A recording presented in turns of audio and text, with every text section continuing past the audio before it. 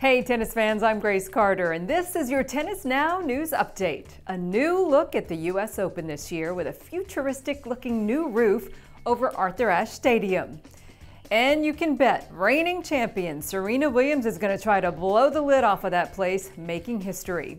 The world number one is playing to complete the first Grand Slam since Steffi Graf did it back in 1988, and if so, she will equal Steffi's mark of 22 major titles and win an Open-era record of 7 U.S. Open titles. And not surprisingly, the USTA says that tickets for the women's finals are already sold out. And get this, it may be the first time in history the women's final sold out before the men's final. Very cool. And you know, it's not going to be an easy draw for Serena. She did attend the draw ceremony, and it looks like she could face fellow Americans Sloane Stephens and Madison Keys back-to-back before a potential quarterfinal with big sister Venus or 12th-seeded Belinda Bencic, who beat Serena earlier this month in Toronto. Number 3 seed Maria Sharapova, set to return for the first time since losing the Wimbledon semis, has a tough opener as well, and so does former number 1 Ana Ivanovic, who plays Dominika Cibulkova in her first rounder. Any of those ladies could advance to face Serena in the semis.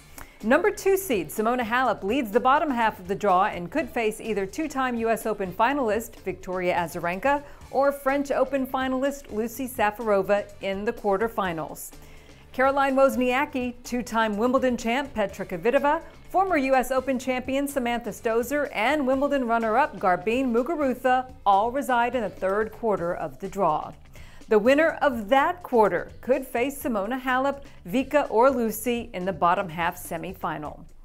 Okay, over on the men's side, number 1 Novak Djokovic and second-seeded Roger Federer should both be pretty pleased with their draws. Nole's not going to have to face Rafa Nadal until the quarterfinal, which would be a rematch of their French Open quarter, although Rafa faces a pretty tough first-round test from former U.S. Open boys champion Borna Coric. Reigning U.S. Open champion Marin Cilic, 2014 runner-up Kei Nishikori, and number 5 seed David Ferrer are all among the high seeds in the second quarter of the draw. The winner from that section will likely face Novak Djokovic in the semifinals. And speaking of first-rounders to watch, how about Andy Murray taking on Nick Kyrgios in his opener?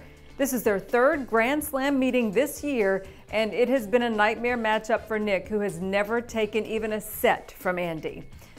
Over on the other half of the draw, Roger Federer, who thrived on the quick courts of Cincinnati, and the fast, hard court in New York should also favor Federer, who's playing for his first final in New York since 2009. Roger is a huge fan favorite in New York. The first week forecast is calling for temperatures there in the low 90s, so we'll see how the veterans like Roger handle the heat and humidity. Big servers Ivo Karlovic, John Isner, and Tomas Berdych are all in Federer's quarter. Should Fed emerge as expected, he could play either Murray or Davis Cup teammate Stan Wawrinka in the semifinals. We posted our previews and our picks on the Tennis Now homepage, so check it out. And now it's your turn. Post your quarterfinal picks in the comment section below, and we'll share some next time. Caroline Wozniacki has a home in New York, and she enjoyed a homecoming in a fashion spread for the New York Post's Alexa magazine. In the article, Caro admits that she was blindsided by former fiancé Rory McIlroy's decision to break off their engagement. But Caro, who has been romantically linked to NFL star J.J. Watt, says she has moved on from Rory, and she urges the media to do the same. You know, Genie made big news on the court as well, as she has been working with Hall of Famer Jimmy Connors training for the U.S. Open. Jimmy coached Andy Roddick to the U.S. Open final and later worked with Maria Sharapova for just one match before they split. Now Genie's management issued a statement saying there are no long-term plans for the pair. Genie, like Jimmy, is an aggressive baseliner who likes to take the ball on the rise. So what do you think about this pairing? Do you think Jimmy Connors can help Genie reverse her slide? Let us know what you think in the comment section below. And in case you missed it, Nike took over a section of 13th Street in New York to bring some street tennis to the fans. Steal the Show brought out the top swoosh stars, including Serena, Maria, Roger, Rafa, as well as Hall of Famers Andre Agassi, Pete Sampras, and Johnny Mack. Wow, what a group. All right, here are some U.S. Open factoids for you. In addition to Serena's pursuit of the Slam, did you know that this is the 10th anniversary of the Blue U.S. Open courts? And it's the 40th anniversary of nighttime play in New York City.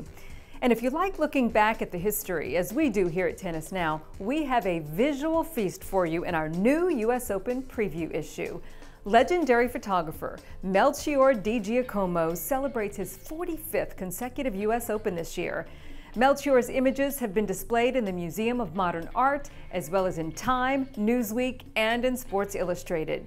Here's a sneak peek of his photo essay for Tennis Now magazine with stunning images of Roger, Rafa, Serena, Venus, Jimmy, Johnny Mac, and a lot more. Very impressive.